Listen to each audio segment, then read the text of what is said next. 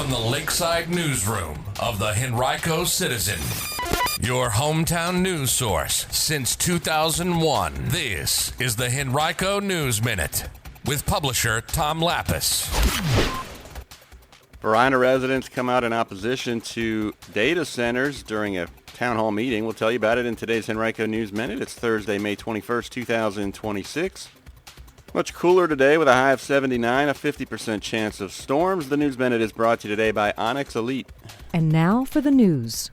More than 100 residents packed the meeting room at the Varina Area Library on Tuesday night for Varina District Supervisor Tyrone Nelson's town hall meeting. It was concerns about data center, not an agenda item, that drove much of the energy in the room. The turnout was prompted in large part by recent news that data center giant QTS is moving forward with plans to add 17 new buildings across 2 campus expansions totaling about 1,100 acres near its existing site at White Oak Technology Park in Sandston. The new facilities would add about 8 million square feet of data center space to the more than 3 million square feet already existing at the site. The Board of Supervisors last year enacted stricter rules requiring public hearings and special use permits for any new data center projects in the county. But the QTS expansion already had been approved prior to that. But that didn't stop residents from pushing back at the notion of more data centers in their community. You can read much more about Tuesday's meeting right now on our website, henricocitizen.com.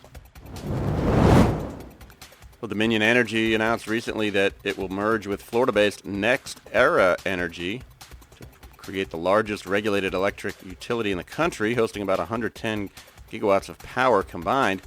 If approvals from the slate of regulatory agencies are secured, it'll mean the two companies would provide power to roughly 10 million customers across Florida, Virginia, North Carolina, and South Carolina.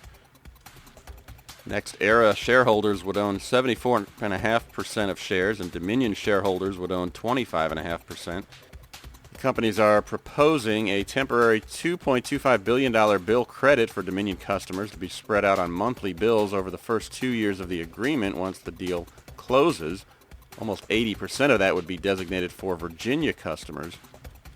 Officials from both companies said merging them would permit them to buy transmission and energy production infrastructure materials in bulk at a lower cost and also boost their credit ratings.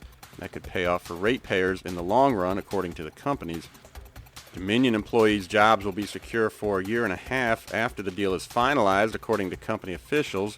But since the two companies don't have overlapping operations, the merger is not expected to reduce Dominion's workforce, according to those officials. You can read much more about this move right now on our website, henricocitizen.com, from our partners with Virginia Mercury.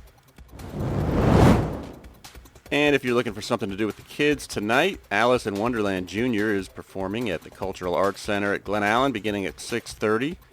Performances also will take place at 6:30 Friday, Saturday, and Monday, as well as 2:30 on Saturday and Sunday. Tickets are $20 a piece. The show runs about an hour, 30 minutes with a 20-minute intermission.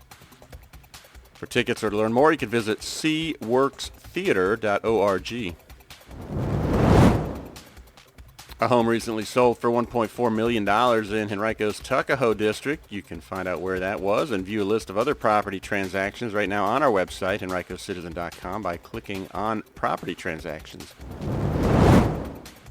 Today's Henrico News Minute has been brought to you by Onyx Elite. At Onyx Elite, they combine cash-based physical therapy and elite performance training to help athletes and active adults move better, get stronger, and perform at their highest levels. They're centrally located in Richmond on West Clay Street near the Willow Lawn Shopping Center.